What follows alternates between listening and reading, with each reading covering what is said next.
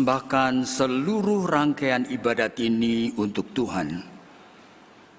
Puji-pujian yang Tuhan anugerahkan, kami kembalikan sebagai puji-pujian kami kepada Tuhan.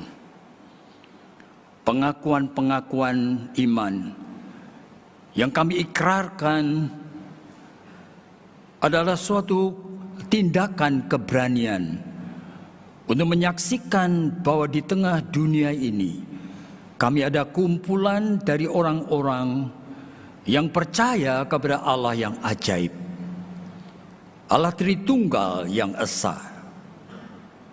Dan kami percaya bahwa hidup kami milik dari Allah yang hidup. Bahwa setiap detail dari hidup kami ingin persembahkan sebagai persembahan yang diperkenan oleh Allah yang hidup. Tuhan, kami tahu ada di antara kami yang datang di dalam ibadat ini dengan beban-beban di dalam kehidupan mereka yang mungkin orang lain tidak tahu. Tetapi Tuhan, kami tahu ada banyak sekali kesulitan di dalam kehidupan kami oleh karena kelemahan-kelemahan kami sendiri.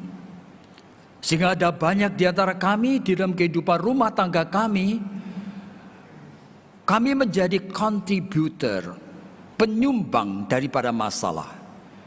Dan pada saat kami menghadapi kesulitan dalam hidup di dalam keluarga kami seringkali cenderung menyalahkan orang lain. Dan kami sudah terjerat persoalan satu menjadi persoalan yang kedua. Dan belum terselesaikan menghadirkan persoalan yang berikutnya lagi. Dan kami seringkali bingung oleh karena kehilangan arah. Kami tidak tahu lagi bagaimana kami membenahinya. Oh Tuhan, pada saat kami datang di dalam ibadat ini, mungkin ada di antara kami yang sudah tidak memikirkan lagi bagaimana kami memperbaiki hidup ini. Kami hanya datang sebagai rutinitas daripada orang beragama Kristen. Bahkan kami tidak berani lagi meminta pertolongan Tuhan oleh karena perasaan kami terhadap pasangan kami pun sudah penuh dengan bitterness. Kami bahkan tidak menginginkan mengasihi dan menghormati dia. Tuhan, di dalam posisi yang seperti ini, dan kami tidak mengerti iman kami mempunyai peran apa. Belum lagi masalah finansial yang tidak mudah yang dihadapi sebagian besar dari kami. Dan kami kadang-kadang tergoda betul-betul memikirkan bagaimana kami menghalalkan semua cara Tuhan. Yang kami tahu kami milik Tuhan, tetapi kami kadang-kadang tidak berdaya. Kami sudah biasa hidup dengan standar tertentu. Dan kami tidak mau menguranginya, kami tidak mau mengubahnya. Tuhan, tolong kami. Pimpin kami supaya kami berani hidup sebagai orang yang percaya kepadamu. Dan pada saat kami ingin mendengarkan kebenaran firman-Mu Tuhan, kami juga mohon biarlah Roh Kudus boleh bekerja dengan leluasa di dalam pikiran, di dalam hati kami. Sehingga kami memiliki jiwa yang teachable, yang mau belajar, mau mendengar. Sehingga kami boleh diubahkan dan diperbarui. Tuhan, dengarkan seru sembahyang kami dan tolong kami oleh karena hanya di dalam nama Tuhan Yesus Kristus yang adalah Tuhan dan Juru Selamat kami sudah berdoa. Amin. Jadi saudara, pagi hari ini mungkin saudara tahu tema khotbah yang kita ini akan pikirkan bersama-sama dalam bahasa Inggris itu adalah Offense of Jesus. Jadi ini merupakan suatu sikap, bukan menyerang, tetapi Yesus meresponi dengan cara ofensif sebetulnya. Jadi Yesus yang penuh dengan kasih tidak selalu meresponi akan manusia itu dengan sikap seperti apa yang manusia itu inginkan. Jadi the offense of Jesus. Ya, saya berpikir sungguh-sungguh saudara, Jadi untuk tema seperti ini sebetulnya signifikansinya itu apa? Apa sebenarnya kepentingannya untuk hidup kita ini? Dan saya diberikan ayat dari Markus pasalnya yang kedua. Dan ini ada beberapa cerita, saudara, di sini sekaligus, tetapi adalah sikap daripada Tuhan Yesus untuk aspek-aspek tertentu yang orang-orang Farisi dan kepala-kepala imam itu mereka tidak bisa memahami. Kenapa sikap Yesus seperti itu? Yang pertama, pada saat Yesus memanggil akan orang yang namanya Matius, yaitu Lewi, orang yang hidupnya tercela, saudara, oleh karena dia adalah ante-ante orang Romawi yang memeras akan bangsanya sendiri. Dia pemungut cukai, saudara. Dan pemungut cukai ini secara khusus dipilih Yesus menjadi muridnya. Ini sendiri sudah suatu sikap yang sulit sekali diterima. Dan setelah itu Yesus diundang makan di rumahnya, dan pemungut cukai ini ngundang teman-temannya semuanya. Kelompok orang yang orang-orang Farisi dan kepala imam itu sebut sebagai kelompok orang berdosa. Yaitu. Lalu Yesus ngomong apa? Ya, orang sakit itu kan membutuhkan tabib. Kalau orang merasa dirinya sehat, ya tidak butuh. Jadi aku datang bukan untuk orang yang merasa dirinya sehat. Aku datang untuk orang yang merasa dirinya sakit. Nah, ini ofensif yang pertama. Kemudian setelah itu diceritakan lagi di dalam Markus pasal yang kedua, masalah berpuasa. Nah, ini sudah berjalan ratusan tahun, saudara, sejak zaman Esra dan Nehemia. Nah, memang kelompok-kelompok rohaniwan itu bukan hanya turunan Lewi. Sekarang semua suku boleh, makanya keluar mazhab-mazhab yang memang menjadi sangat rohani sekali. Farisi, Saduki, ya kan, kepala-kepala imam. Waduh, itu siang malam. Dan mereka itu seminggu 2 kali berpuasa. Saudara, nah ini mereka mengatakan orang-orang rohaniwan kan harusnya berpuasa. Kenapa? Lihat aja, Yohanes dengan murid-muridnya juga berpuasa. Kenapa kamu dan murid-muridmu tidak berpuasa? Jadi saudara bisa dibayangkan ya, ini pikiran dari orang-orang ini make sense. Oleh karena memang hidup ya rohaniwan yang mestinya begitu. Yesus jawabnya itu adalah sementara mempelai laki-laki itu bersama dengan dia, yaitu ini adalah anugerah ya. Di mana mempelai laki itu sedang berada dalam proses menjemput mempelai perempuan gitu loh. Masa kamu berpuasa? Jadi Yesus itu jawabnya kayak gitu. Nanti kalau mempelai itu diambil, ya silakan kalau mau berpuasa. Jadi caranya menjawab kok kayak gitu. Seolah-olah membelain orang-orang yang semau gue gitu ya, yang tidak mau berpuasa dengan suatu alasan yang dirohanikan seperti itu, yang kemungkinan besar murid-muridnya sendiri tidak ngerti. Mereka yang ikut gurunya Yesus ini tidak berpuasa. Nah, lalu setelah itu lagi dia masih mengatakan kalimat seperti ini loh. Ayatnya yang ke-21. Tidak ada orang menambal secara kain yang belum susut, berarti kain yang baru, untuk nembel akan pakaian yang bolong. Pakaian lama yang bolong itu kalau ditempel akan kain yang baru. Kain yang baru itu akan menyobek yang lama. Ya kalau dicuci itu yang baru kan kuat sekali. Nah, lubangnya lebih besar lagi gitu loh. Nah, jawabannya kayak gitu, saudara. Jadi dengan kata lain ya, kamu itu jangan menembalkan seolah-olah hal berpuasa itu sebagai aksesori. You nanti akan tahu, you nanti akan ruin gitu. Loh, kok gitu? Ya kan? Kemudian dia bicara lagi lebih lagi pada saat Yesus dan murid-muridnya jalan, oke? Pada hari Sabat ini murid-muridnya tuh iseng ngambil mayang-mayang gandum, dimakan, saudara. Lalu orang ini pikir, loh, Orang mengambil mayang gandum itu sama dengan orang harvest, memetik. Berarti artinya orang kerja untuk memetik gandum. Ini hari Sabat. Kenapa kamu melakukan itu? Nah, jawaban Yesus adalah, kamu itu kok lupa sih? Dulu zamannya Daud, coba. Daud dalam keadaan sangat terdesak. Bawa pasukannya yang sangat capek, lapar luar biasa. Kemana? Ke Bait Allah. Itu zamannya Imam Abiatar loh. Nah, Imam Abiatar bingung, tidak punya makanan toh. Lalu apa? Makanan suci yang hanya dipersembahkan pada Tuhan sebenarnya.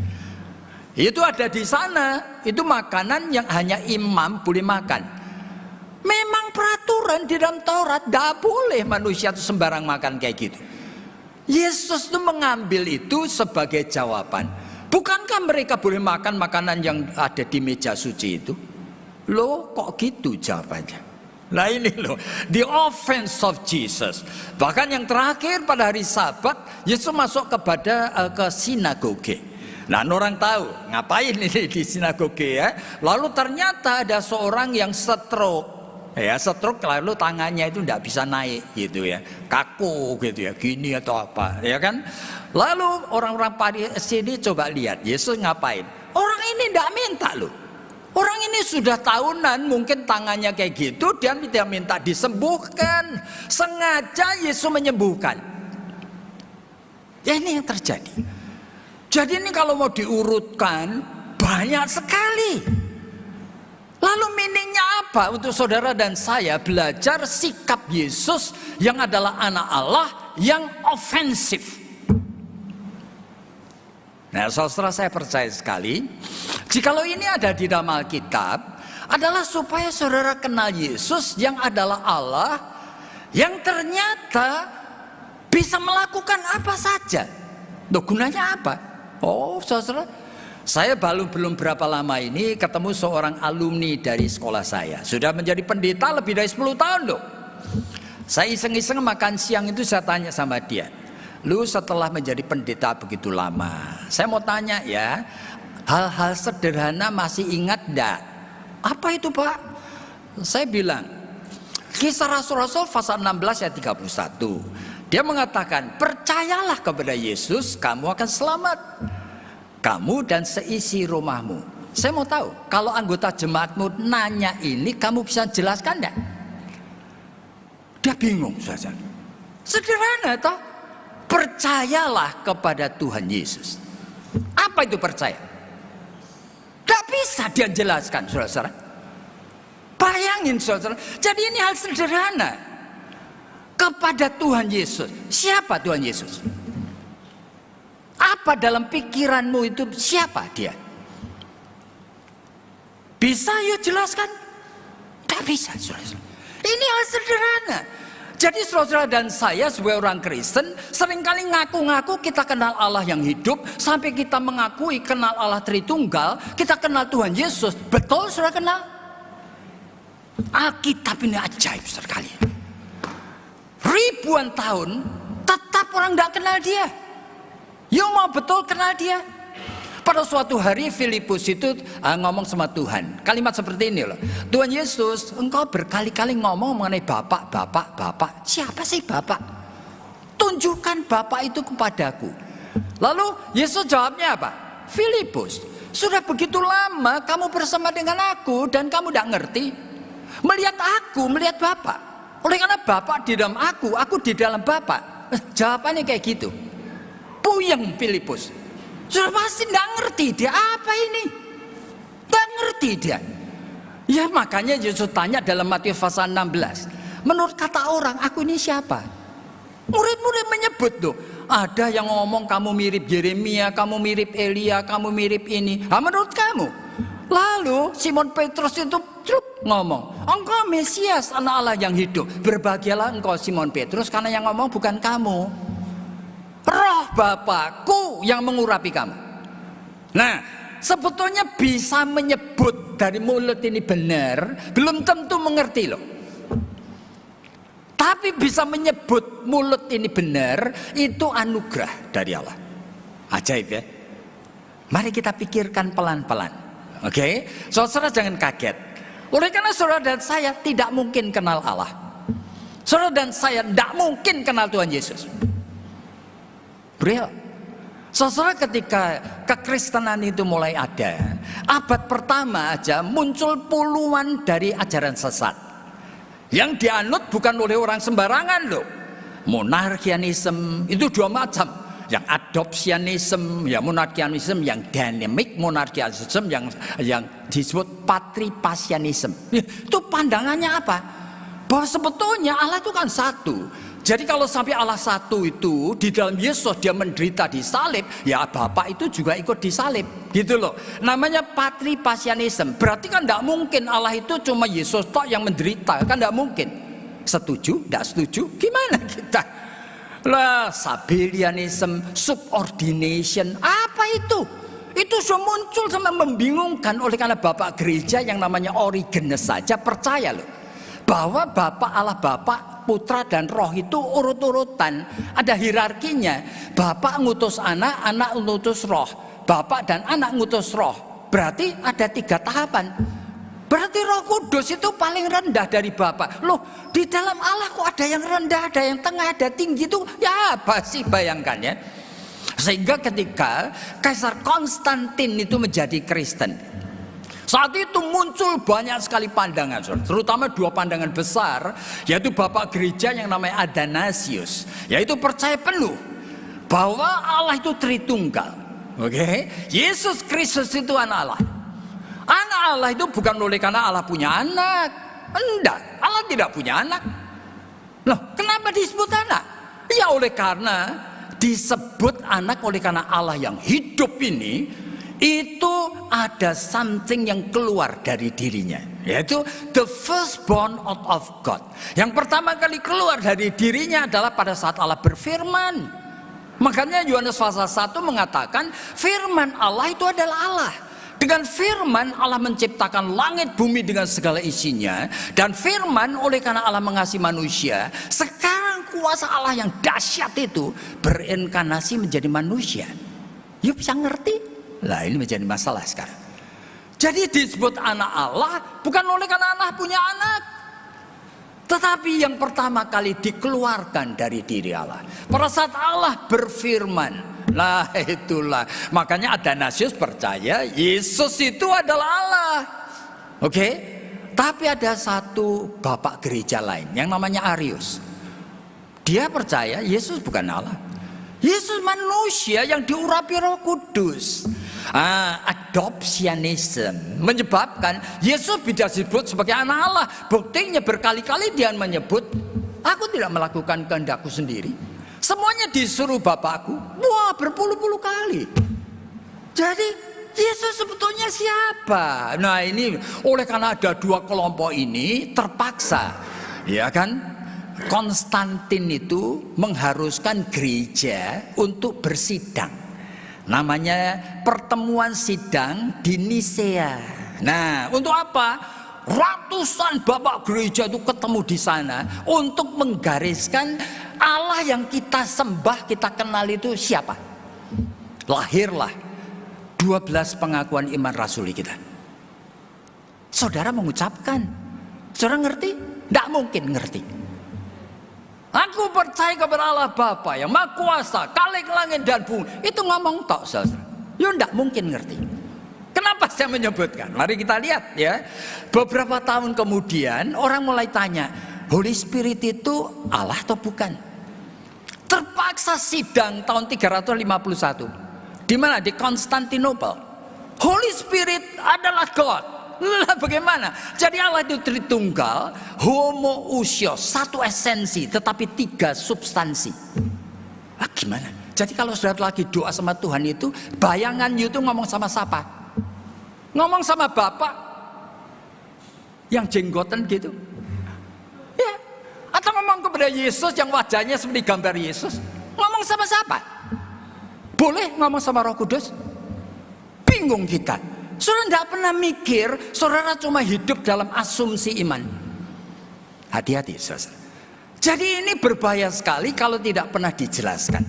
Dan ini baru sidang kedua loh, Konstantinopel loh. Nah kemudian muncul lagi, loh katanya Yesus diperanakan melalui surrogate mother. Artinya cuma titipan di kandungan namanya Maria. Ini namanya surrogate mother. Maria kan bukan ibunya, tapi disebut ibunya. Boleh enggak kita menyebutkan dia Theotokos? Itu ibunya Allah. Lah, beberapa bapak gereja itu percaya loh, ibunya Allah. Boleh, sampai gereja Katolik sampai sekarang menyebutkan ibunya Allah. Terpaksa sidang lagi. Di mana? Di Efesus. Untuk memutuskan. Nah, nanti beberapa tahun lagi muncul lagi pertanyaan seperti ini. Yesus itu manusia saja atau Allah saja atau double? Bagaimana kita mendefinisikan? Muncul suatu paham yang namanya monofisit. Ya, satu esensi tunggal dari Yesus itu apa? Allah toh, manusia toh, gimana? Terpaksa lagi sidang di Kalsidon. Terus sampai ratusan tahun. Hanya untuk apa? Menjelaskan siapa Allah yang kamu percayai. Bisa kita ngerti? Tidak mungkin ngerti. Jadi ini hanya merupakan upaya manusia untuk ngerti. Kita tidak mungkin ngerti. Yesaya pasal 45 menyebutkan bahwa Allah yang ajaib itu adalah Deus absconditus. Artinya Allah yang terus bersembunyi. Aneh ya. Allah yang bersembunyi. Jadi kalau sampai Allah yang incomprehensible, tidak bisa kita fahami, sekarang membuat dirinya knowable, bisa kita kenali. Gimana caranya? Oleh karena anugerahnya. Dia melahirbarukan kita. Dia memberikan grace, kasih karunia. Sehingga roh kita ini melek. Akhirnya percaya. Dalam wujud apa? Mungkin perasaan dan pikiran dan pandangan dan semua senses kita itu kita tidak paham. Tetapi kita diposisikan di dalam suatu posisi tidak bisa lari. Itu namanya iman. Di mana what is faith? Faith is inevitable phenomenon. Gejala tidak bisa kita hindari. Tahu-tahu saudara diposisikan di hadapan Allah dan saudara cuma punya satu choice. That is to worship Him. Jadi ini anugerah. Dan setelah Tuhan memberikan anugerah, kita menjadi milik Allah, kita bisa kenal Dia meskipun belum memakai pikiran otak, belum memakai pikiran perasaan. Dia tidak pernah menjadi objek yang kita bisa amati. Tidak pernah 5 senses kita bisa menyentuh-nyentuh Dia. Tidak bisa. Tapi Dia yang seperti itu, Dia mengerti. Dia memberikan dirinya menjadi manusia. 1 Yohanes pasal 1 disebutkan yang bisa dilihat, yang bisa diraba-raba. Supaya kamu itu ngerti bahwa Allah yang ajaib ini sekarang itu hadir dalam manusia Yesus Kristus yang mirip kita. Yang di dalam Ibrani pasal 4, dia bahkan dicobai dengan semua pencobaan yang manusia itu hadapi. Nah ini yang terjadi. Supaya kita ngerti. Sebetulnya dia ikut merasakan perasaan kita. Dia ikut mengalami yang kita alami. Nah inilah persoalan yang ajaib sekali, yang hanya terjadi di dalam iman Kristen, saudara. Dan Dia memberikan Roh Kudus hadir di dalam tubuh kita, sehingga dikatakan tubuhmu itu rumah roh. Oleh karena Roh Kudus itu akan menolong saudara yang sebenarnya tidak bisa punya bahan apa-apa untuk kenal Dia. Saudara itu didekat-dekatkan sama Dia. Nah antara lain Roh Kudus dengan memakai firman yang tertulis ini. Hari ini bicara mengenai the offense of God. Ternyata Yesus Kristus itu ada sifat seperti itunya. Nah, saudara ada puluhan sekali yang namanya attribute of God. Atribut yang communicable, yang kita bisa pahami. Seperti kasih Allah, ya pengampunan Allah, ya mercifulnya Allah, bisa kita pahami. Tetapi ada banyak atribut yang incommunicable, yang kita tidak mengerti apa itu. Nah kita harus hati-hati. Tapi Roh Kudus itu menolong kita melalui firman-Nya yang hari ini kita mulai tahu ini. Oh, saya boleh kenal sisi tertentu dari mosaik gambaran Allah yang punya 1001 macam warna dengan aneh sekali. Saya tidak bisa mengerti, tidak bisa menangkap yang mana dulu gitu ya. Nah sekarang mulai dengan satu aspek. Yaitu Yesus yang adalah Allah itu ofensif. Lalu bagaimana kita? Modalnya Tuhan sudah kasih sekarang. Meskipun saudara tidak bisa ngerti, meskipun saudara merasa tidak fair, offense of Jesus, itu saya rasakan dia ofensif. Saya tidak terima, gitu loh. Oleh karena apa? Saya merasa bahwa ada sesuatu yang tidak fair. Boleh saudara, ternyata boleh. Cuma saudara jangan pakai modal saudara sendiri. Saudara hargai modal dari Roh Kudus yang sudah membuat saudara itu menyesuaikan diri. Nah, ini persoalannya. Oke, jadi sekarang persoalan tadi. Coba lihat ya. Tadi Yesus ngomong ini dan itu. Perasaan kita seperti yang terutama ketika Yesus membiarkan murid-muridnya itu metikin mayang gandum. Lalu Yesus mengatakan, itu zamannya itu Daud itu loh. Kan itu imam besar Abiatar juga kasih makan. Saya mengatakan boceng di Yesus ini. Nah benar. Oleh karena apa? Murid Yesus yang sebetulnya tidak lagi lapar. Tidak mungkin lagi lapar. Itu pun iseng. Lagi lewat ladang-ladang gandum, metikin gandum. Kok dibela? Ini beda sekali dengan Daud yang semua tentaranya itu sudah ngos-ngosan, sudah perang, sudah mau mati itu. Oleh karena lapar mungkin 2-3 hari tidak makan. It's different Jesus. Jadi jangan disamakan. Itu perasaan saya. Saya mengatakan you tidak fair. Gitu ya. Tapi Roh Kudus itu membuat saya itu berpikir seperti ini. Kalau pikiran dan perasaan saya merasa dia tidak fair, itu adalah pikiran dan perasaan saya yang subjektif. Itu pikiran perasaan saya natural. Saya belum memakai pikiran Kristus. Nah, sehingga saya mulai hati-hati ini. Jadi jangan-jangan aku keliru ini. Oleh karena apa? Pikiranku justru membuat aku itu antipati terhadap Tuhan. Kalau Roh Kudus kan tidak mungkin. Berarti ada maksud tertentu dong. Oleh karena apa? Oleh karena kita melihat berkali-kali Tuhan itu memang memakai suatu cara terbalik. Misalnya aja ya, di dalam Lukas pasal 14 ayat 26, Yesus ngomong apa? Jikalau kamu tidak membenci bapakmu, ibumu, jikalau kamu tidak membenci suamimu atau istrimu, jikalau kamu tidak membenci anak-anakmu, kamu tidak bisa menjadi muridku. Waduh, masa ya gitu? Jadi aku membaca itu toh, aku marah betul. Bukankah engkau ngajarin supaya kita mengasihi semua orang, bahkan musuh, mendoakan musuh? Kenapa kamu ngajarin seperti ini? Nah, eling kita. Jangan prejudis terhadap Tuhan. Tuhan kalau menyingkapkan something, you harus tahu. Kalau itu conflicting, tidak matching dengan pikiranmu, kamu mesti berhenti. Kamu belajar nurut kepada Roh Kudus. Nah, ketika belajar nurut kepada Roh Kudus, saya mulai melihat bagian-bagian yang lain dari Alkitab, dan saya tahu sebenarnya yang Yesus mau omong apa. Kamu mengatakan kamu mencintai bapakmu. Sehebat-hebatnya cintamu pada papamu itu, sebagus-bagusnya, kamu tidak pernah bisa membebaskan papamu dari dosa. You mau pelihara cinta kayak gitu? You katanya mencintai mamamu. Sesempurna-sempurnanya cintamu sama mamamu, tidak pernah bisa membebaskan mamamu dari dosa. Kenapa kamu pelihara terus cinta yang kayak gitu? Kamu buang. Waduh.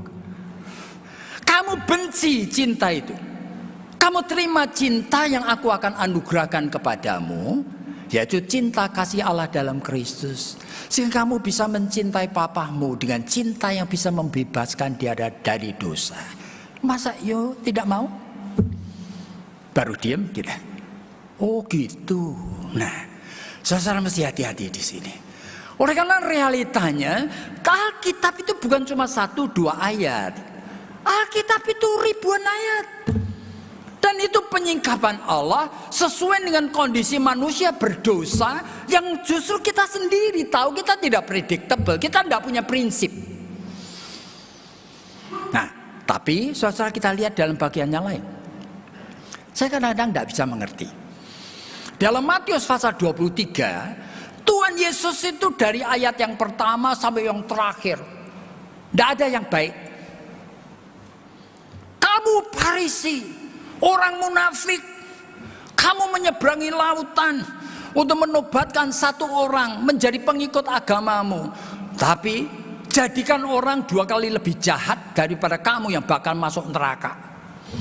Kamu orang Farisi, kamu orang munafik. Oleh karena kamu itu hanya seperti kubur yang dicat putih di luar, padahal dalamnya penuh kotoran dan tulang belulang. Kamu orang munafik yang mengakui bahwa sebetulnya itu kamu tidak seperti bapakmu yang membunuh nabi-nabi.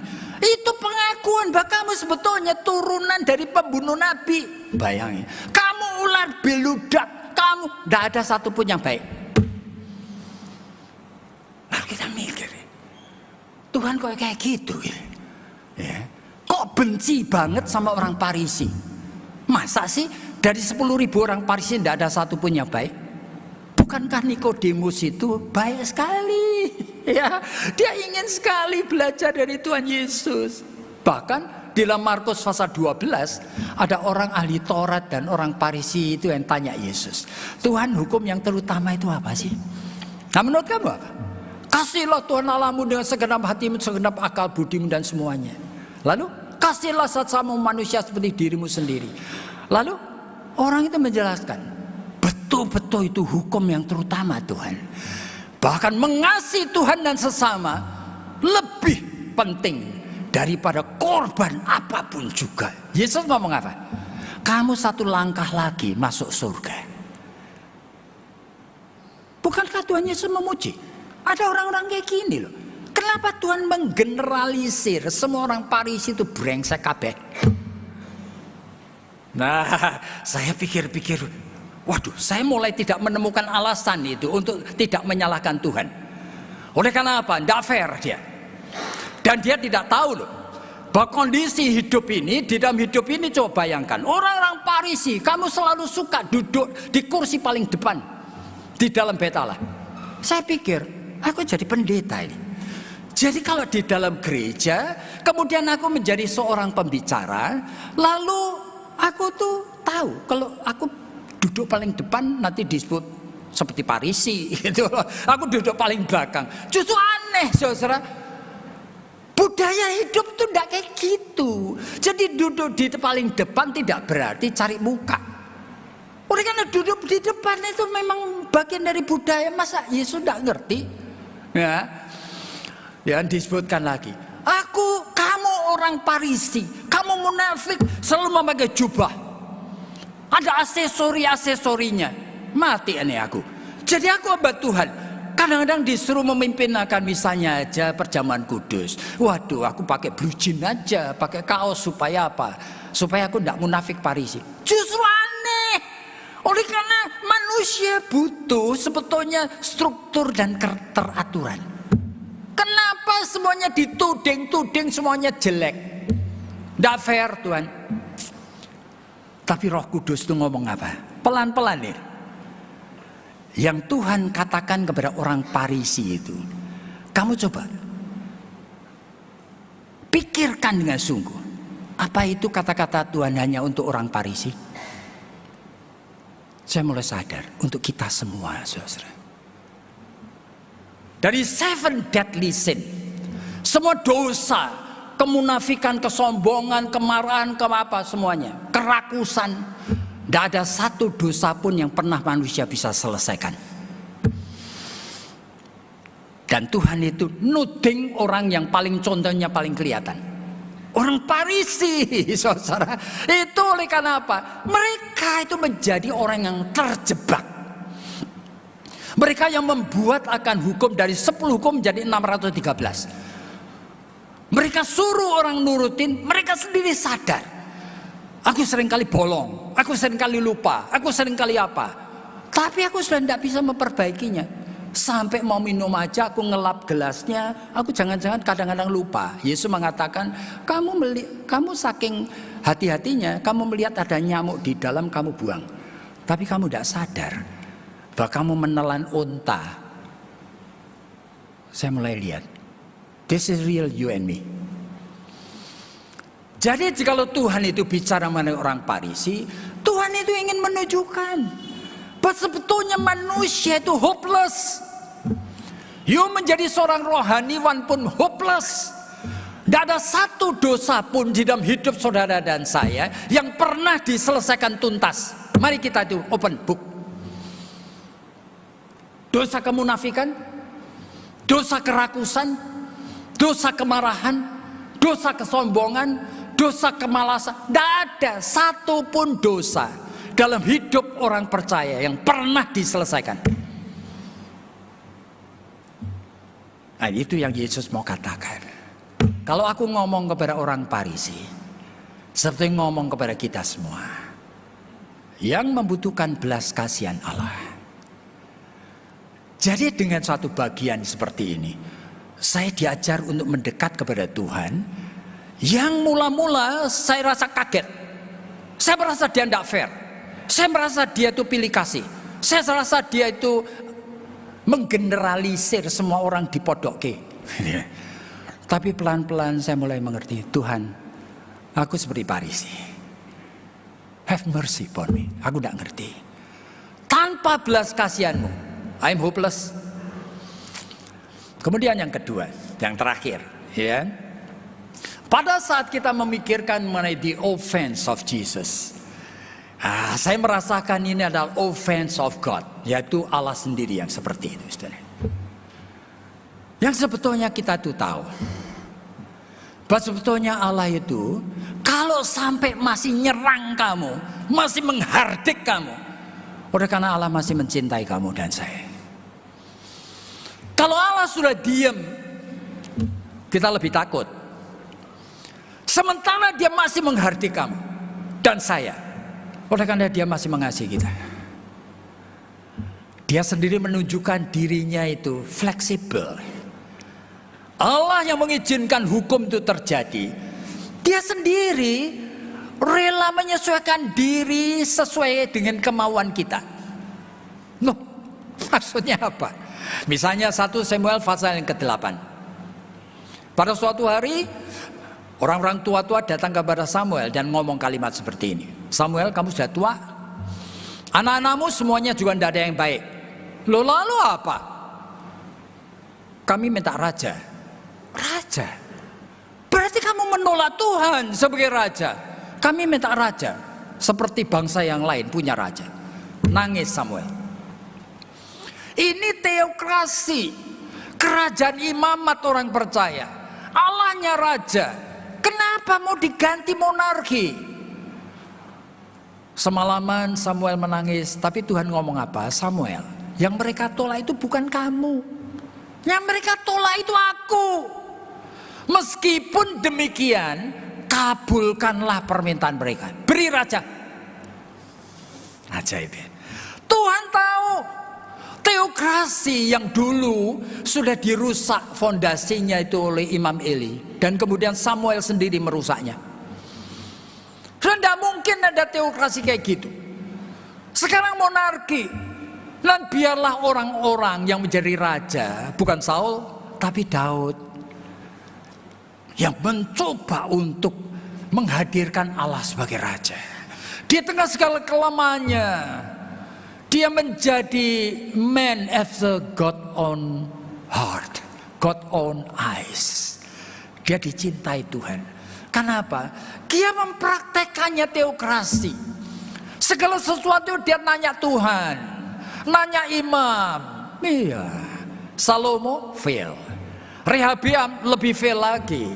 Tapi anaknya Yosafat berhasil lagi. Diserang oleh 3 raja besar.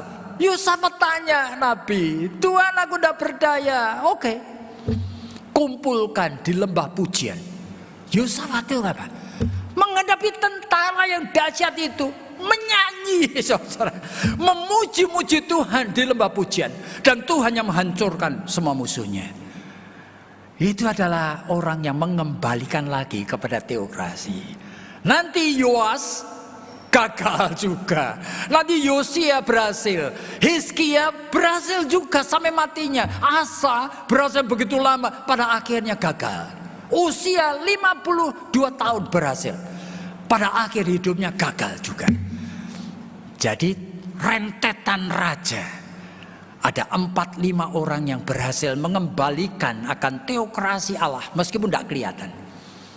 Jadi Tuhan mengizinkan supaya kamu tahu bahwa sebetulnya hanya orang beriman yang bisa mengerti kehendakku, yang bisa menyesuaikan dengan diriku.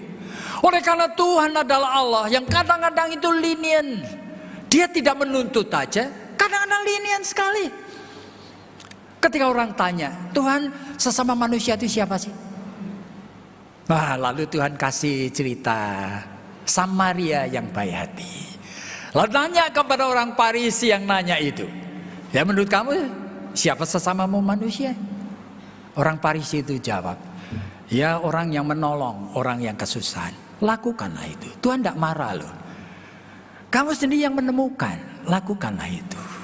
Orang Farisi membawa akan orang perempuan yang berzina sesuai dengan hukum Musa Tuhan. Orang yang ketahuan berzina timpukin batu sampai mati. Jawaban Yesus apa? Dia tidak menghardik. Kamu munafik. Enggak. Dia nulis di tanah. Lalu ngomong, siapa yang merasa dirinya tidak berdosa?